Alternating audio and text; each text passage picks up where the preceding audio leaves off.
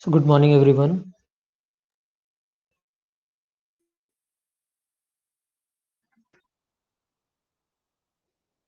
Today, we will see how to describe an equation. We will go through as a recap through whatever we have seen till now. We saw that a computer cannot store infinite number of data points. Therefore, we need a grid. If we have a domain where a fluid is flowing, let's say we have a pipe like this. There is a bend in the pipe.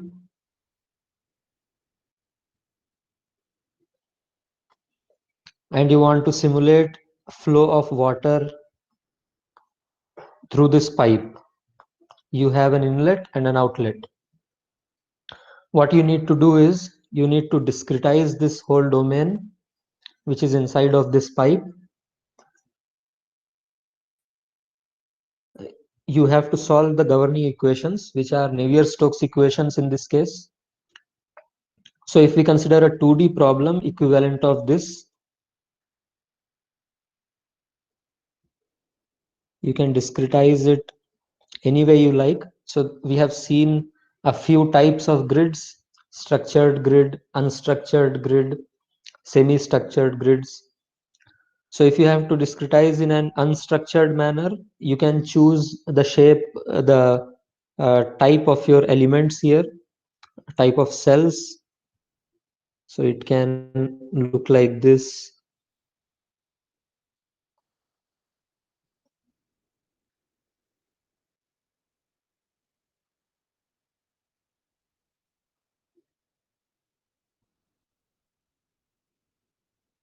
Okay, you get the idea.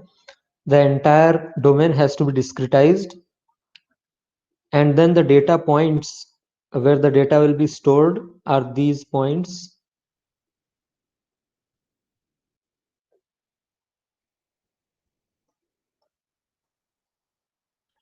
And then finally, you are going to get the required data, that is velocities and pressures, at these red points only. You are not going to get a solution at anything, at any point in between these. Here you will not get anything. You will get the data only at these points. And then you can say that you have approximated the solution. This is enough for you to know. You can live with this much error, because in most of the industrial problems, even if there is some error, that is fine. You don't want an exact solution. If you just tell the solution to a few decimal places, that is okay. Okay. And then if you want to know the velocity at these points marked with blue, then you can just interpolate, assuming that it linearly varies, or as a second order polynomial, second degree polynomial, or third degree polynomial. So you can do that. So that was the discretization of the domain. Now, if the problem is unsteady, you have to discretize in time also. You cannot solve at every point in time. You have to take some time steps. You can solve the equations at t equal to 0, let's say. That is the initial condition that will be given. Then you can solve the equations at t equal to delta t. Delta t is the time step. Then you can solve it at 2 delta t, 3 delta t, and so on. Okay, up to the time which you are interested in, t1 or t end. This is what we discussed. And then how to write the governing equations at these points using only these points, because this is the only information that is available to us. We don't know the data at any other point except these red colored points. So here, this is an unstructured grid. We have not discussed how to discretize in this kind of a framework. We have seen how to discretize an equation or a term, a differential term, uh, for a structured grid. So we said that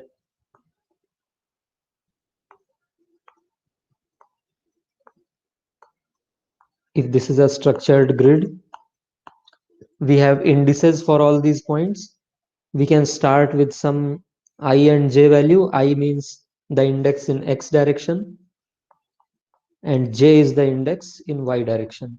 So we set the first point, let's call it 1 comma 1, the second point 2 comma 1 in x direction, third point 3 comma 1 in the x direction, and so on. In the y direction, similarly, this will become 1 comma 2 and so on. So if there is some general point here I comma j, how to write the derivatives which appear in a differential equation, let's say dou u by dou x at this point I comma j. How to write this? We discussed that. We saw that there are several ways of doing this. The most accurate, that is the second order accurate. There can be third order accurate, fourth order accurate formulas also, but we have not seen them. The second order accurate is central difference formula.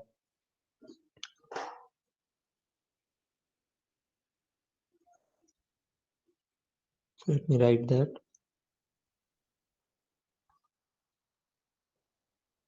I plus 1j minus I minus 1j by 2 delta x. If delta x is the grid spacing in x direction. Similarly, if you want to do it for the y derivative at ij, you can write this as u I j plus 1 minus u I j minus 1 by 2 delta y. And we also discussed that this is not equal. There is some error involved here. And what is that error? That is the truncation error in the Taylor series expansion, which is of the order delta x square in this case, and of the order delta y square in this case. And then we derived the formula for dou 2u by dou x square also. And then in the last uploaded lecture, the recorded lecture, I have also shown the formula for dou 2u by dou x dou y. And you can derive other formulas also. These are known as finite difference formulas, because we assume that delta y is not infinitesimally small, it is finite while taking the derivative. So that's why these are finite difference formulas. I hope this is clear, all of this, what we are doing here in CFD. If there is any question, you can ask right now, or we'll proceed.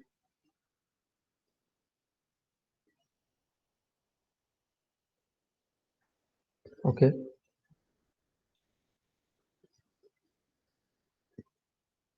So now we are going to solve some equations.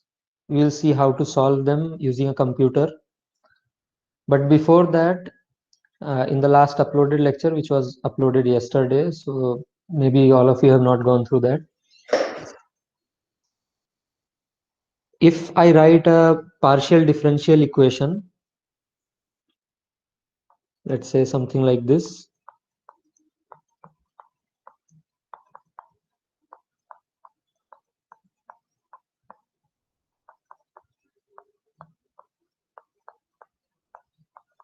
Plus other terms which can be first derivatives.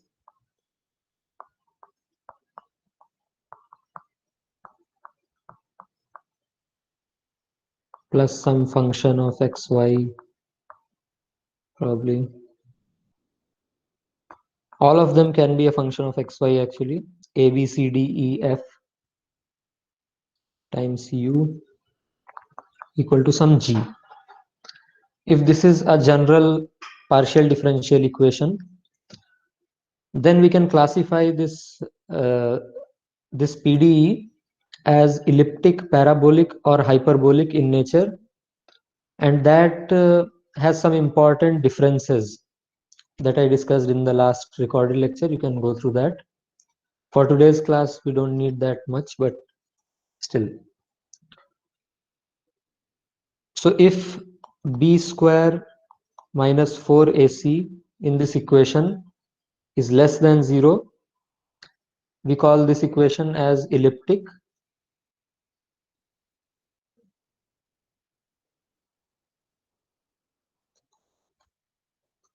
If it is more than 0, we call it hyperbolic. And if it is equal to 0, that is parabolic.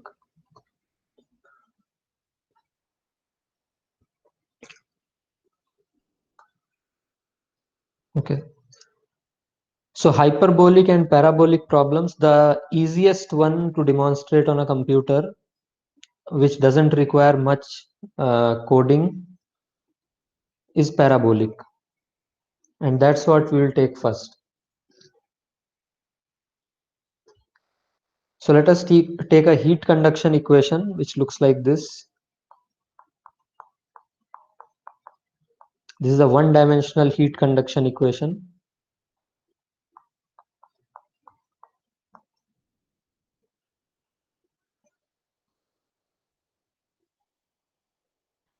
Okay. Now you can see from here b square minus 4ac, what that is. So here the variables are t and x. So instead of x and y, you have t and x here. So you can see that this is a parabolic equation. Here, if I write b, that is 0, a is 0. If I take t as x there, and c is alpha. So b square minus 4ac is 0. This is a parabolic equation. This governs the heat conduction, or if I replace temperature here with some concentration, then that will give me the equation for concentration diffusion. Here alpha is the thermal diffusivity, which is a function of thermal conductivity and some other parameters, okay, like specific heat and density.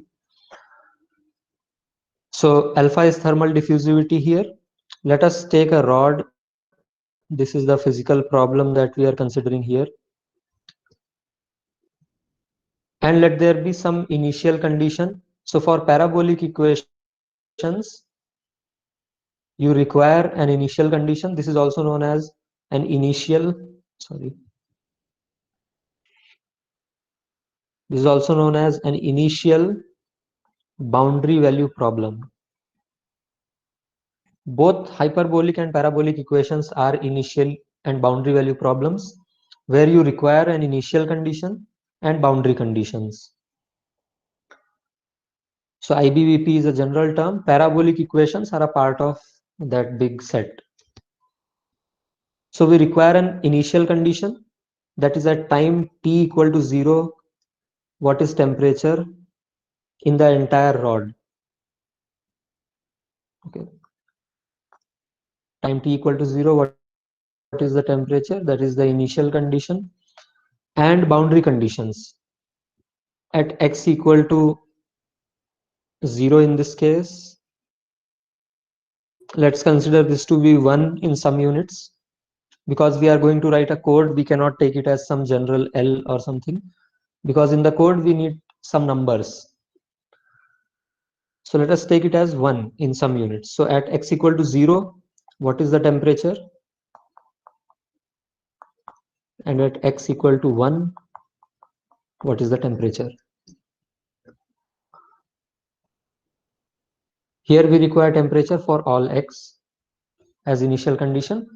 And for boundary conditions, we require temperature at only 0 and 1 for all times. Okay, temperature as a function of t, if it is a function of t, otherwise it will be constant for all times. Now let us discretize this equation.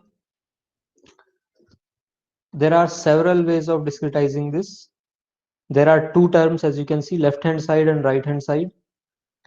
Left hand side can be discretized as forward difference, backward difference, central difference.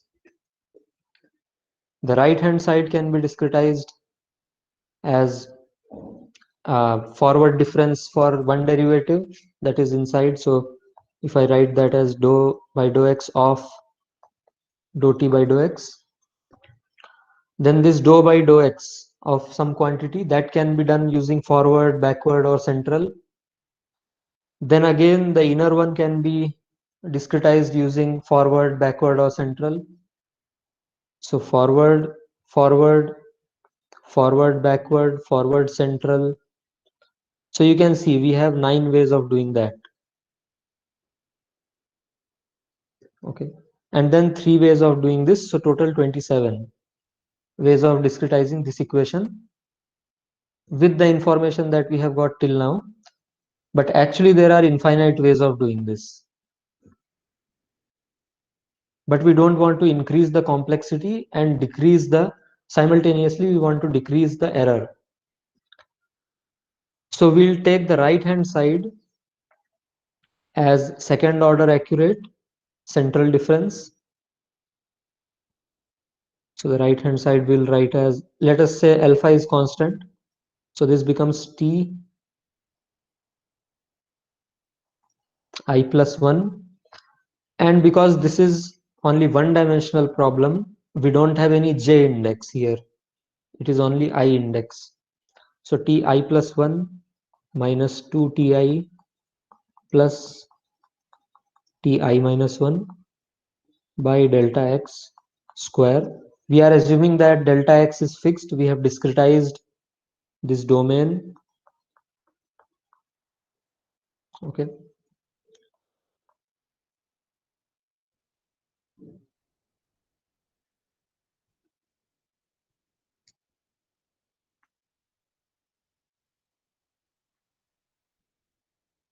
That is delta x.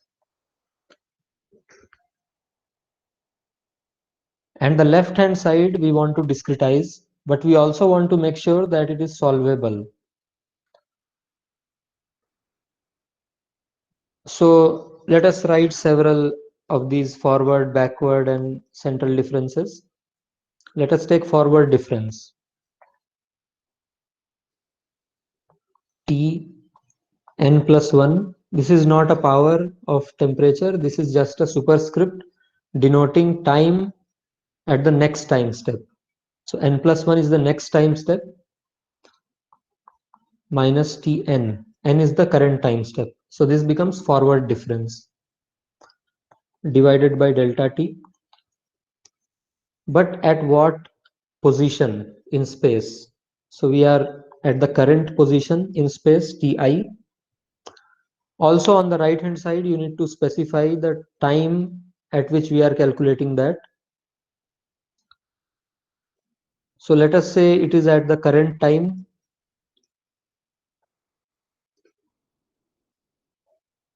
Okay. And the left hand side is forward time minus current time by delta t. This is one way of doing this. This is also known as forward in time and central in space, FTCS. So this is one scheme of doing this, the discretization. This is also known as FTCS scheme.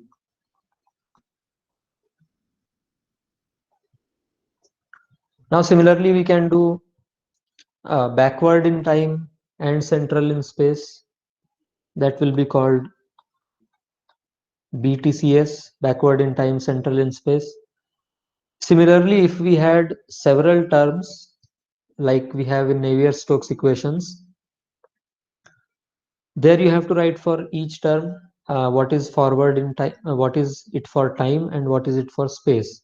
Even in space, we can have central for some terms and forward for some terms. Okay, for example, for diffusion term, you can have something else. For convection term, you can have something else. So it makes it very complicated. That's why some people say that it is an art. It is not just a fixed thing. You have to test out several things. Okay. Now here you can see, let me take this TIN, the current time step term, to the right hand side and write TIN plus 1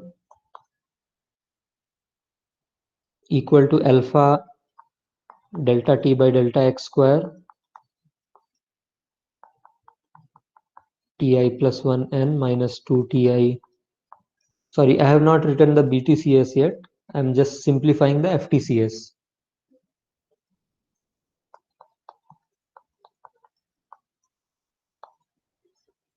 Okay, I take delta t to the right hand side and then plus TIN.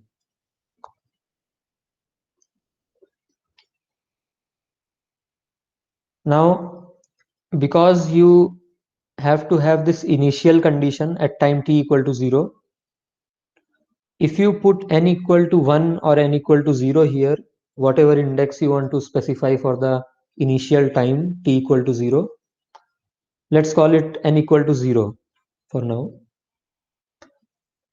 So you will have ti at 1 because n is 0. So this is the first time step. After the first time step, ti1 equal to alpha delta t by delta x square.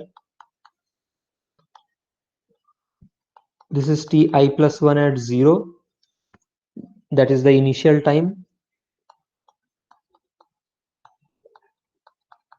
Ti minus 1 at 0 plus Ti at 0. Now, all the right hand terms are known to us because at the initial time, we know all the temperatures from initial condition. Let us take an example where the initial temperature of the rod is 0. So left boundary condition is, this is x equal to 0 and 1. Temperature is, let's say, 0 here and 100 on the right hand side. Let's say the initial temperature is 0 everywhere.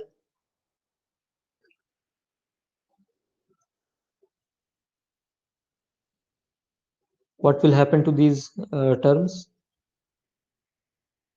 So you have to write for every point. Let us discretize this into these many points. I equal to 1, 2, 3, 4, and 5.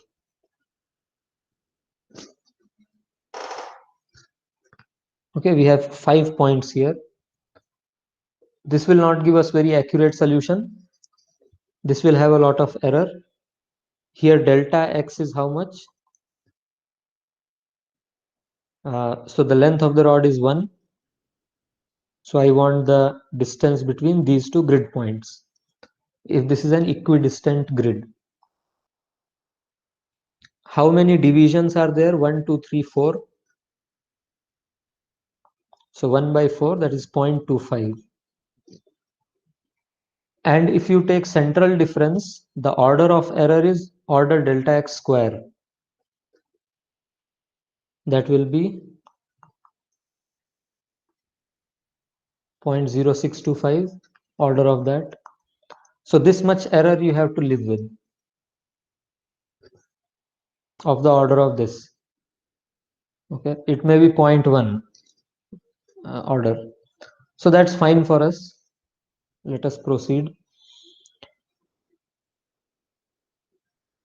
Is this much clear? If there is any question, you can ask.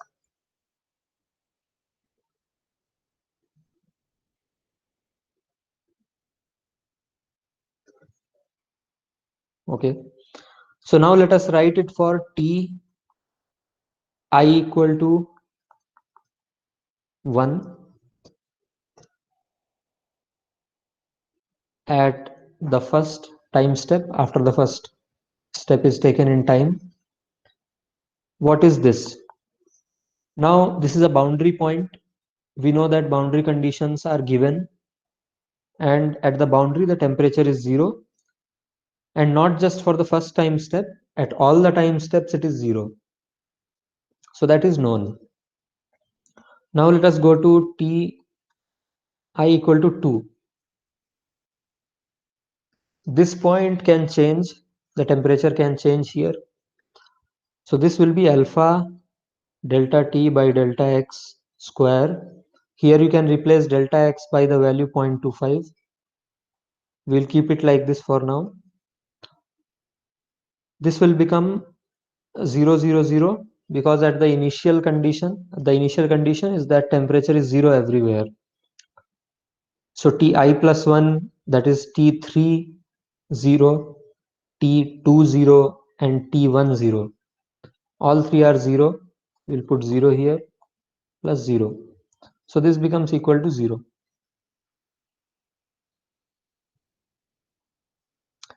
Similarly, temperature at the first time step at I equal to 3 will also be 0, you can imagine.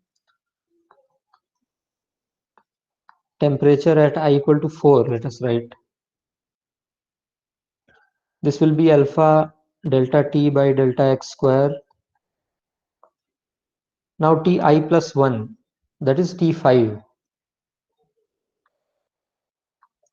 0, minus T4 0 plus T3 0 plus T4 0. Now the initial condition is that they are 0, but T5 0 is not 0, because that is the boundary condition which is fixed at 100. So now you will get T5 0 as 100 here. Temperature is 100. And then you will get T1 I equal to 4 as 100 alpha delta T by delta X square, whatever the value that gives, depending on the diffusivity that you can see here. If alpha is high, then Ti equal to 4 will become more than the value when alpha is less.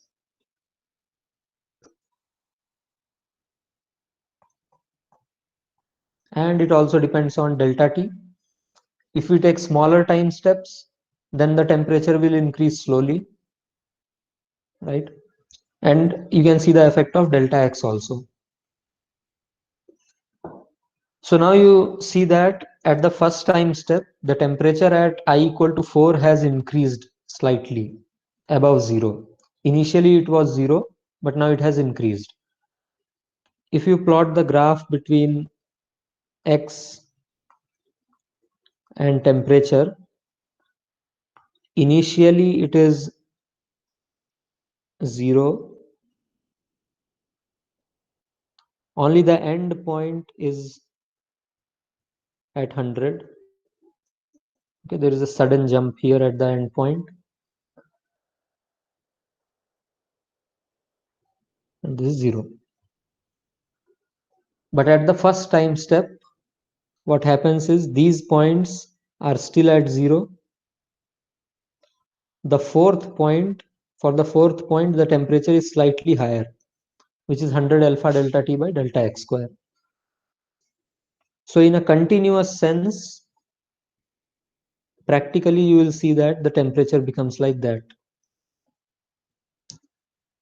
And then after some time you will see, because now I equal to 4 has some temperature, that grid point, then I equal to 3 will also get some temperature at the next time step, n equal to 2.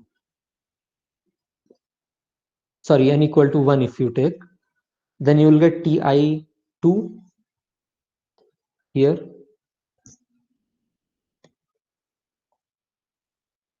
So I'm talking about Ti equal to 3 at the second time step. That will have alpha delta T by delta X square. And inside the bracket, you will have the first term as T4 1 right? Because it is I plus 1 n. You can see here I plus 1 n. And T4 1, Ti equal to 4 1 is here, which is greater than 0. So now Ti equal to 3 will also have some temperature. So let me plot it at the next time step. This will increase slightly more above 0, and this will also increase. So it will become like that. And slowly you will see that it will go towards a straight line, which is the steady state. So this is how we can calculate this using a computer. Is there any question?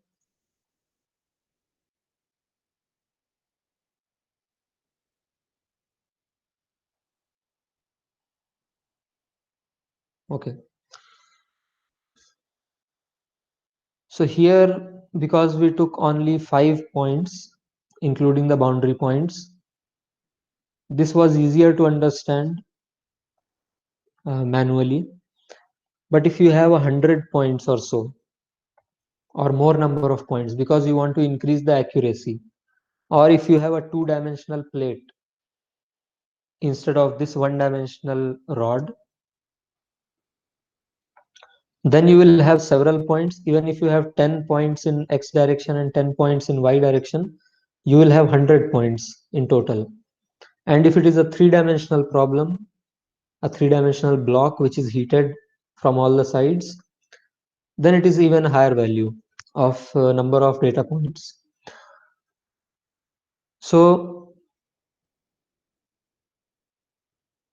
what we need is a computer to do this automatically for us, and we'll see how to do that. We are doing the same operation actually for all the points. So what we can do here is we can use a loop. In every programming language there is a loop, concept of a loop. In MATLAB also there is a loop. You have some for loops, while loops, and so on. How many of you are not aware of this? What is a loop in a programming language? Or how many of you know? Let me ask. You can just write in the chat window so that I can track.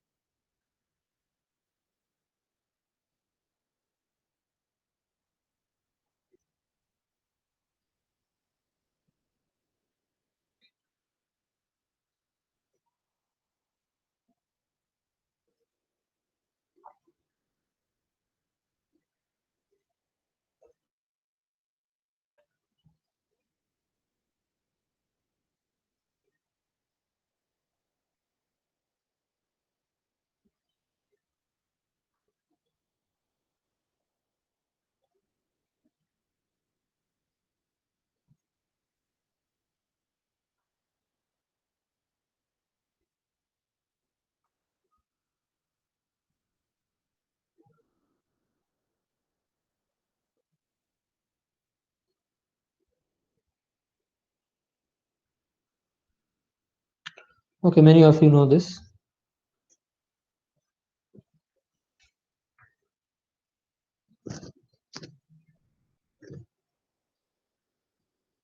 Yeah. So what we do here is we want to march in time, as well as we want to go to all the data points. So we need two loops here. In MATLAB, we can write for n equal to 1 to, let's say we want to go up to only 10 time steps. Then we'll write 1 to 10. Okay, this is a semicolon that we use in MATLAB. And then we have to write end also. And for is also there, uh, or end simply. And then we need one more loop inside it, because for every time step we need to go to each and every data point. So we'll write for I equal to 1 to whatever the number of data points are. Let's take them as nx for now, and then end that loop also. Just give me a minute.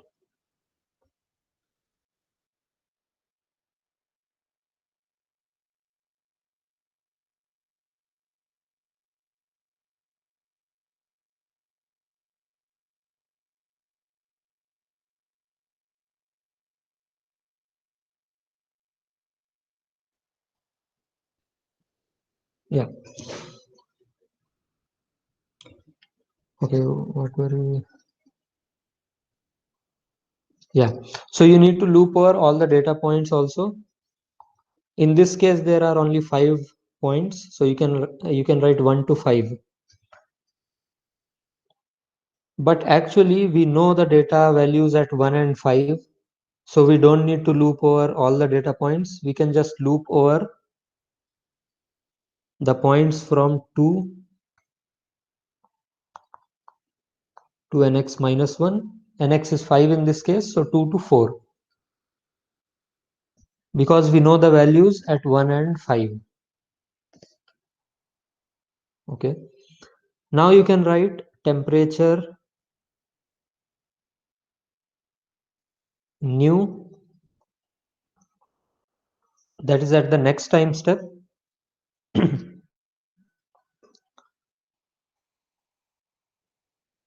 At I is equal to, this is alpha delta t by delta x square. These values are fixed, delta t, delta x, alpha.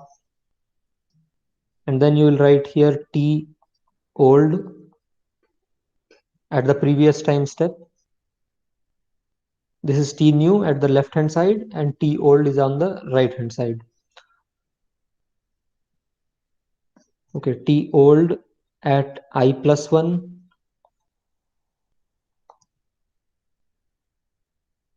minus 2 ti for the old temperature, and plus t old I minus 1 plus t old I. Semicolon does not print this when it is calculating it on the MATLAB output. So that is specific to the language. If you write this t new will be updated. Okay. We are not writing just ti equal to alpha delta t by delta x square ti plus 1 minus 2 ti. Otherwise, when it goes to the first I value, that is 2, this T2 will be updated with the new value. Then we cannot use the old temperature value. So we needed a new variable for that. That's why we have T new on the left hand side, and all the T olds will remain as they are. So these T new and T old are arrays in MATLAB. You have to initialize this array in MATLAB. You can just write uh, T new equal to zeros and the number of grid points nx, nx comma 1. If you write, I think it will make a nx by 1 matrix, that is an array of all zeros. So it will feed 0 0 0 0 0. This is t new, and similarly we can say t old is equal to t new initially. So it will create another array called T old, which is also 0, 0, 0, 0, 0. And then you can modify any element of those arrays using this command here, T new I equal to something. Okay, we can see this in MATLAB also, how it works. Okay, and then after this, after we get T new, we need to set T old as T new, because for the next time step that will become old T, and we need a newer T. So now you have to write before ending this, after this loop ends for the space, you need to write T old equal to T new, and then end, so that the temperature that has been calculated now for this time step becomes the old temperature for the next loop, next time loop. Is this clear? The steps that we have discussed here.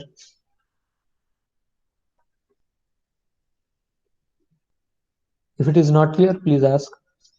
Then we can go to MATLAB and see how to write this code, and we'll run it and see the result also.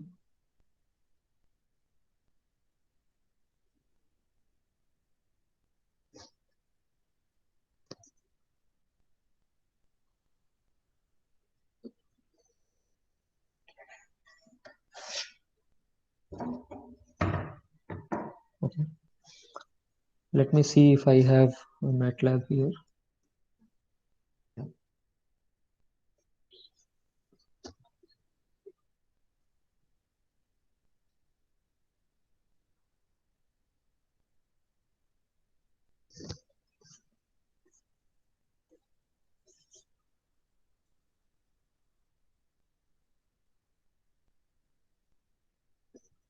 Not sure if this will run.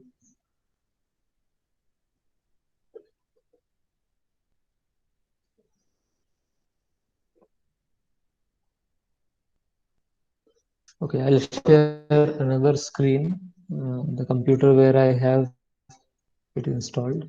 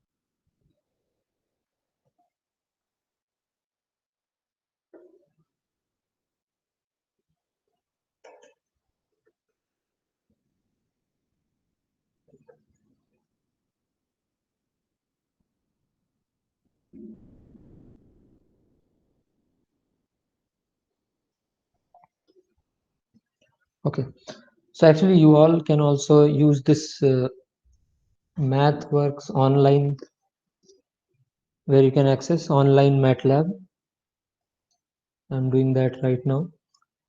Our institute has this subscription.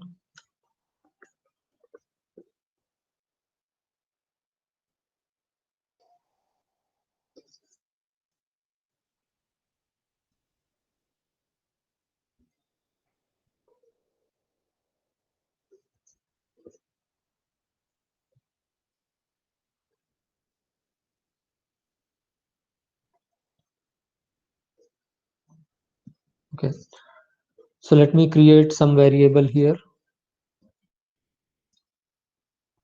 This is a MATLAB script .m file. So we'll have to write a code here in a .m file, and below here is the command window where you can do simple calculations. For example, if I write t equal to zeros 5, 1, then it created a vector that is an array of 5 zeros. It says t equal to 0, 0, 0 5 times. You can create a matrix as well. If you are doing a 2D problem, you can say zeros 5, 5. It will create a 5 by 5 matrix. I hope some of you know that. And you can do simple calculations also. If you write t equal to t plus 10, then it adds 10 to all the elements here. Okay. If I create t equal to ones, these are by default some commands there, 5 by 5, which will create t which has one value for every element. Okay, so now for writing the code, what we'll do is we'll directly write t new. We are not writing a general code where we can input any grid size, any diffusivity. This is just a simple code. So we'll write t new 5, 1. Sorry, t new equal to zeros 5, 1, and t old, and it doesn't run right away. You can write a set of commands here.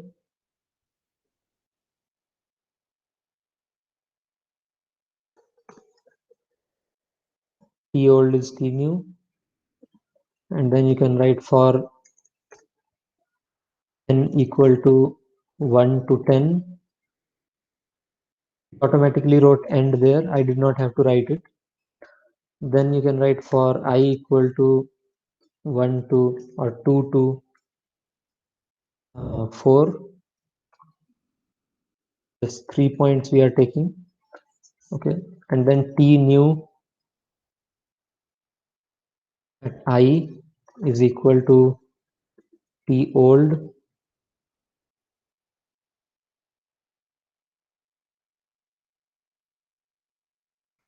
The entire formula that we wrote, alpha delta t by delta x square. Let us take that as some value, and then t old I plus 1.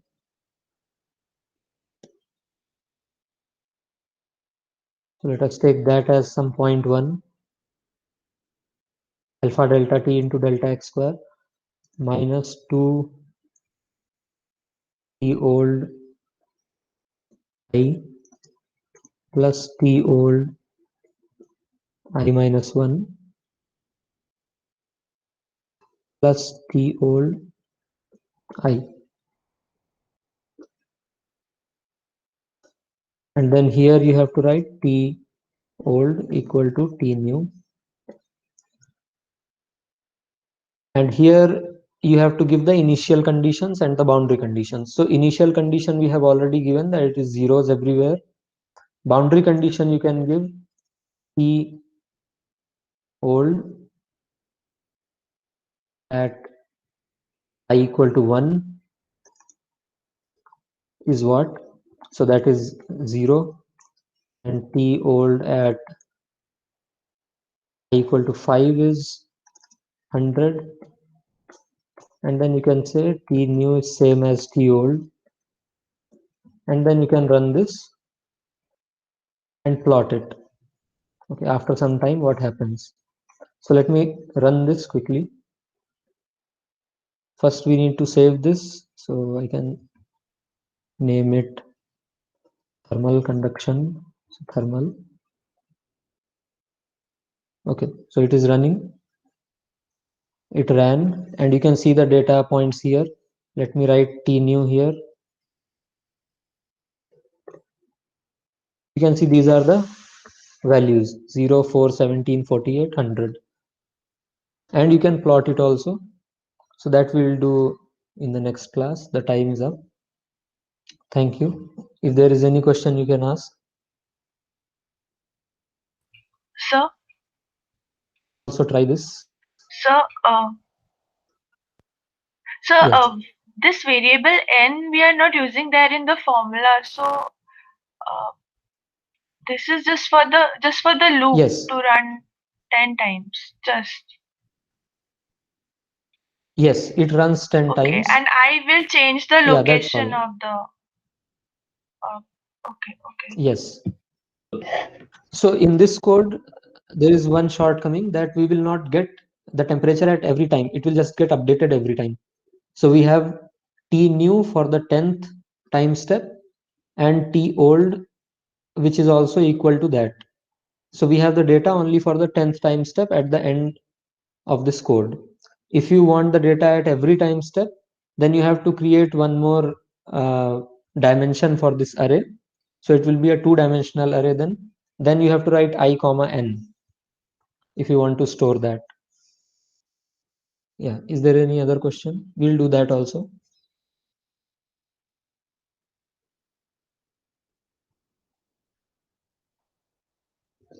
Okay. If no, then we'll end here. Thank you.